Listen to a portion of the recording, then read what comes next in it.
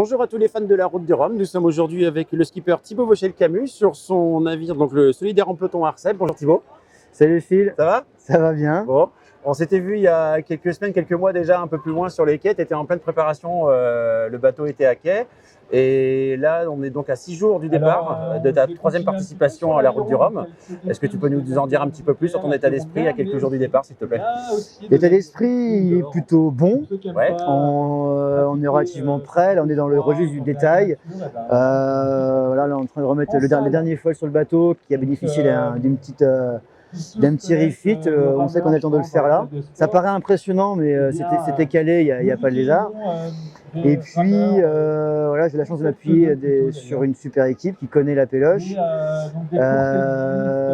aussi bien sur la partie technique que sur la partie gestion de projet, pour moi me dégager au maximum de toutes les préoccupations, maîtriser un planning, être là où il faut à la bonne heure pour dire les bonnes choses aux bonnes personnes. Donc globalement, ce qu'il faut dire, c'est qu'on est content d'être là, ce qui est vrai. Nous, l'enjeu surtout, ça va être de faire en sorte que le stand que l'on a pour Solidaire en peloton puisse accueillir un maximum de personnes et faire le maximum, son maximum en termes de sensibilisation sur la sclérose en plaques, sensibiliser le public, faire des dons pour la recherche médicale et puis aussi proposer aux patients d'avoir un point de rencontre, un point d'échange pour partager leurs expériences en tant que jeunes patients ou anciens patients.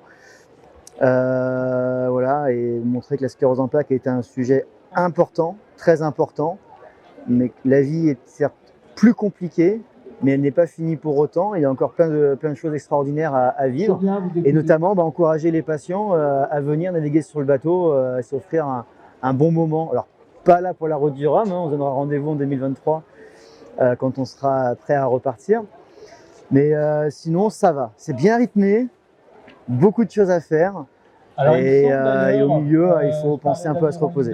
C'est vrai qu'on est passé plusieurs fois devant ton bateau et qu'on t'a vu toujours très occupé, très au contact des fans et des enfants aussi, qu'on a vu toute la semaine déambuler pour te voir et signer des autographes.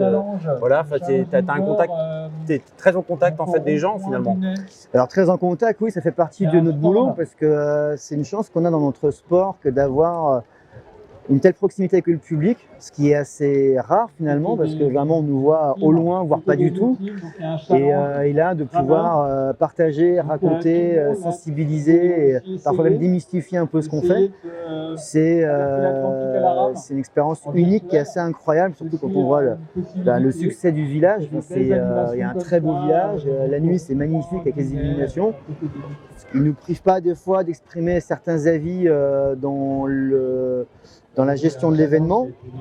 Maintenant, l'enjeu pour tous, c'est que la fête soit la plus belle possible, qu'on en tire tous des leçons pour que les prochaines éditions soient encore mieux réussies. Oui, parce je crois qu'on peut tous dire qu'on est tous très fiers de cette belle course qu'on a la chance d'avoir ici à Saint-Malo. Mais comme tout événement, finalement, il y a toujours des petites améliorations qui sont à apporter. Et c'est important que les acteurs puissent remonter les informations et faire part de certains sujets qui mériteraient d'être améliorés.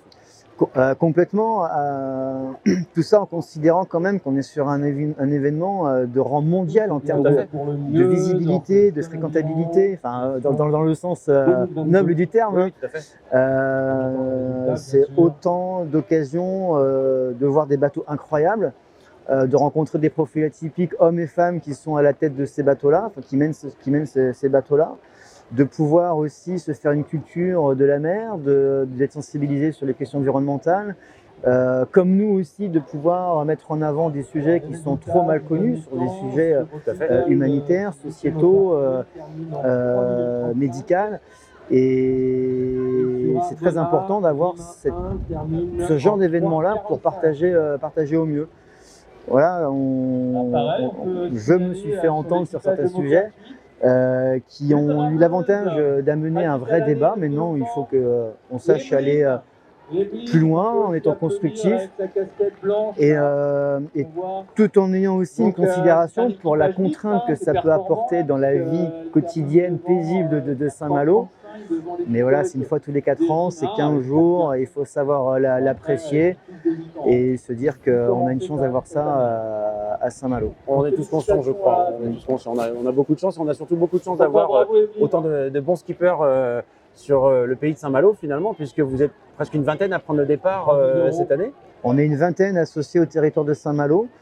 Et l'enjeu aussi qu'on a nous en tant que porteurs de projet, tant skipper que équipe technique, à faire en sorte que Saint-Malo puisse accueillir davantage de projets entre deux routes du Rhum, parce que Saint-Malo ne doit pas connaître la course au large qu'une fois tous les 4 ans sur les 6 mois avant la route du Rhum.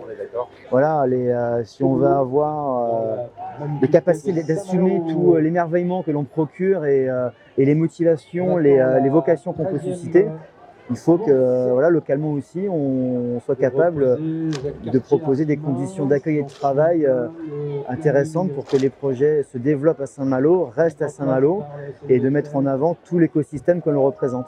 Oui, parce que on est quand même à une vingtaine de skippers là maintenant dans le territoire de Saint-Malo, ce qui représente quand même beaucoup d'acteurs maintenant. Ouais. Ah ouais, et puis c'est les métiers liés à ces projets-là qui sont tant sur la partie technique que sur la partie gestion administrative, communication, mais sur les parties techniques, on est sur le composite, l'électronique, la voilerie, le gréement, le cordage, l'accastillage. Enfin, il y a un nombre de métiers incroyable, énormes qui interfèrent de façon très importante sur nos projets. Voilà, et on a des vraies compétences à Saint-Malo et des compétences à développer encore, mais pour ça, il faut que le marché se développe aussi à Saint-Malo. Donc il y a des décisions aussi de prise au niveau du… C'est un ensemble, après c'est une affaire d'institutions, de territoire, pour que les acteurs économiques sachent investir sur le territoire de Saint-Malo en général. Là on parle vraiment de Saint-Malo agglomération.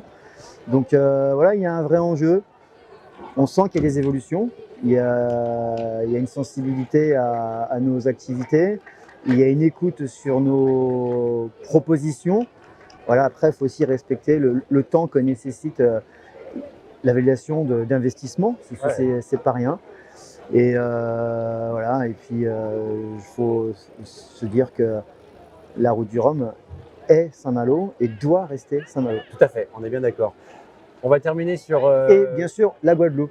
Et bien sûr, la Guadeloupe, oui, parce que bon, tu en parles souvent parce que toi, tu es un petit peu entre les deux. La schizophrénie de Malouin de Guadeloupéen, que j'assume complètement. De Maloupéen, comme on dit. Donc, pour ceux qui ne connaîtraient pas ton palmarès, donc pour ta 3e participation, là, on va t'espérer la première place du podium, puisque tu avais déjà fait 2e à ta première participation. Ouais, en 2014. Ouais. Sur un autre format de bateau, hein, on était sur un classe 40 à l'époque. Ouais. Hein. Et donc 3e sur la dernière route du Rhum en 2018. Sur ce même bateau. Sur ce même bateau, ouais. Voilà. Donc cette fois-ci, bah, écoute, on te souhaite bien le meilleur et une première place. On t'attend à l'arrivée. Merci les fans. Merci à toi. Ciao.